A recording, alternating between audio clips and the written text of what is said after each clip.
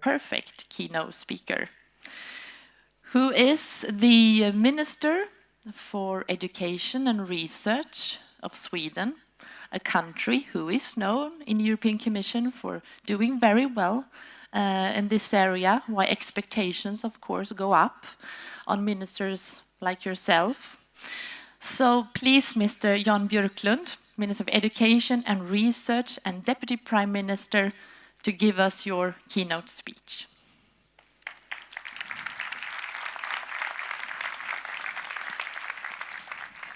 Thank you very much. In the past, the moderators asked the audience to switch off the mobile phone. Now it's the opposite. Times are changing. Mr. Director General, Fru Generaldirektör, ladies and gentlemen, Swedish is one of the most ambitious countries in the world when it comes to research, innovation and development. Sweden spends every year almost 4% of our GDP on research and innovation. That makes us maybe second or third in the world when it comes to investment. And during the finance crisis, the deepest finance crisis we have had since the 1930s, during this year, we have also increased spending a lot.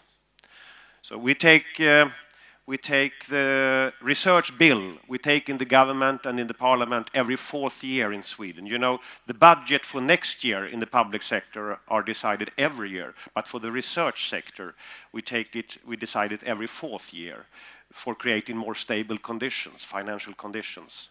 And during these two research bills, 2008 and 2012, we have increased the investments in research by 30% in Sweden.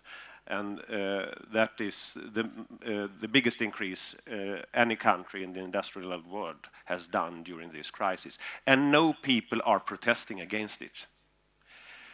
And you could see on television from other countries that when parliament should take decisions on budget, there are very, very controversial cuts and very, very controversial decisions. But in Sweden, there is a big support among people that we should increase in the spending in research and investment. And that is a very good advantage for our country. More investment is not enough, but it is a good start. When it comes to the European Union, the European Union decides for the budget every 7th year. And that's for the whole budget, every 7th year.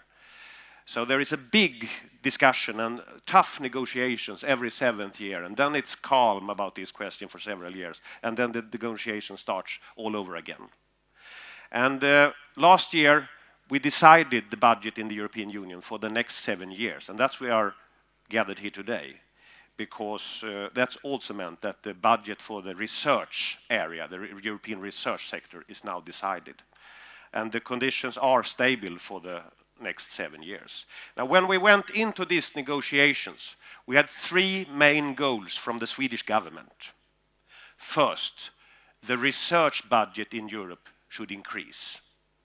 It's important. It's by research we should strengthen our competitiveness towards the rest of the world. Research, innovation, and development. So the research budget should increase. Secondly, it has to be financed by cuts in other parts of the budget of the European Union. And we said that we have to leave this behind, this old-fashioned budget where almost 50% goes to subsidies to the European agricultural sectors. That is from that they decided that in the European Union in the 1950s, but that is today an old-fashioned budget. It's research and development and innovation for the future, not by subsidies to the agricultural sector in Europe. We become more competitive. And thirdly, we didn't want the fees from the fee we pay every year to the European Union to increase. It should be. And I am very happy to say that we reach all these goals in the negotiations. The research budget has increased, the subsidies for the European agricultural sector has been reduced, and the Swedish fee every year has also been reduced to the European Union. Investments in research and innovation are crucial. The world is changing, and it is changing fast.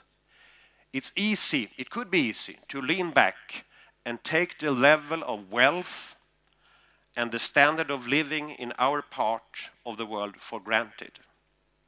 But we just can't do that.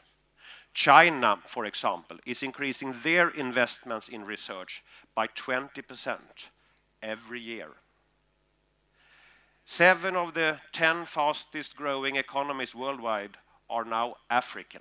They are also increasing. They are building new universities and they are increasing spending from a low level, of course, but they are increasing. In India, 350,000 students are graduating in the field of natural sciences and engineering every year. 350,000. It is therefore promising that the new European Union budget means more resources to research and innovation. And with more, I mean both in terms of absolute numbers and compared to our other areas. Europe and Sweden will not and should not try to compete with quantity, because then we'll always be outnumbered by Asian countries. We have to compete with higher quality. The Horizon 2020 is the name of the research budget in the European Union, as you know. And the negotiations on the Horizon 2020 has been long and intensive. And that is because research and innovation are so important for all member states in Europe and for so many stakeholders. And everybody understands that it is important for the industry, for job opportunities, for environment and welfare. But like I just said, in the long run, research and innovation can only be important if it is of high quality. And quality is what matters in a knowledge-intensive society. And let me give you 3 examples of what I mean drives high quality within the Horizon 2020. Firstly, Horizon 2020 is an instrument for cooperation across borders, but it's also an instrument for competition. Both are important cornerstones in modern research and innovation. Very often, successful research and innovation doesn't come from one single actor, but from collaborations between different actors, like universities and companies. But like you all know, competition is also an important part of the process. We want to give funds to the best projects, not spreading it out by distributing it evenly.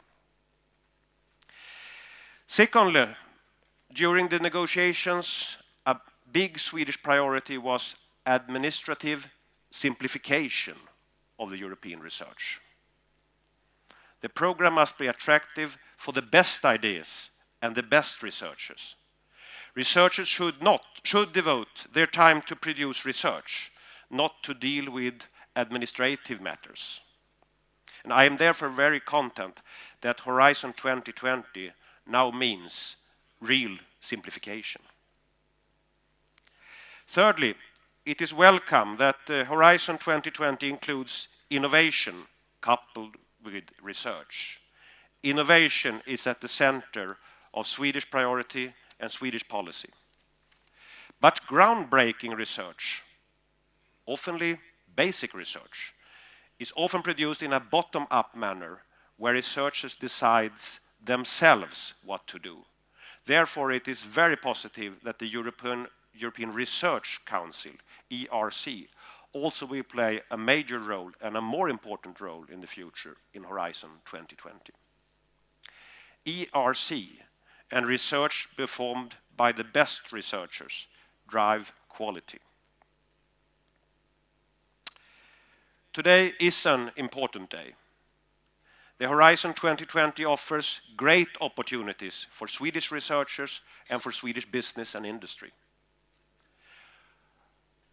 Earlier framework programs, earlier in the past for research, have had high Swedish participation.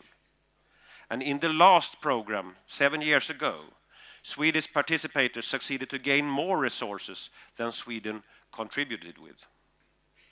And this makes research and innovation one of the most successful areas from a Swedish point of view in terms of European Union funding. We want this success to continue, but that is a collective responsibility. All Swedish stakeholders, and most of you are gathered here today, must prioritize Horizont 2020 participation. So my message to everyone here today is clear. Participate in these programs. It is important for research, for science, for innovation. It is important for Sweden, and it is important for Europe. Thank you for listening.